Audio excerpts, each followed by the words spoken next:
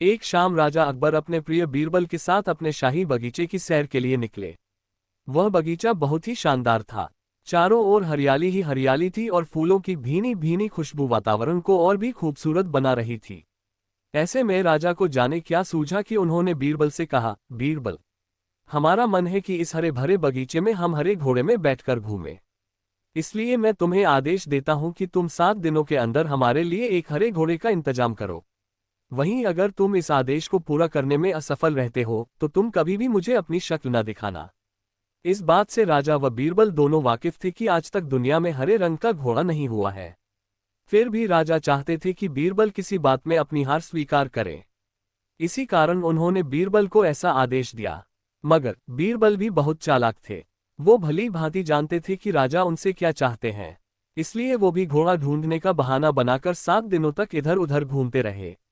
8वें दिन बीरबल दरबार में राजा के सामने पहुंचे और बोले, महाराज, आपकी आज्ञा के अनुसार मैंने आपके लिए हरे घोड़े का इंतजाम कर लिया है।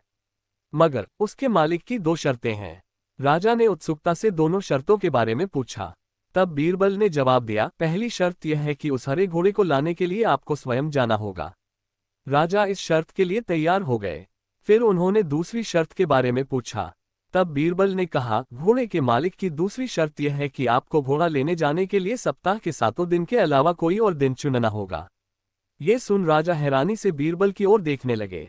तब बीरबल ने बड़ी सहजता से जवाब दिया, महाराज, घोड़े का मालिक कहता है कि हरे रंग के खास घोड़े को लाने के लिए उसकी यह खास शर्तें तो माननी ही होंगी।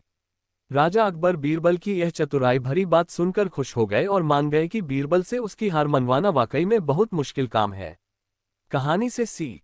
ये कहानी हमें ये सिखाती है कि सही सूझबूझ और समझदारी के साथ नामुमकिन लगने वाले काम को भी आसानी से किया जा सकता है।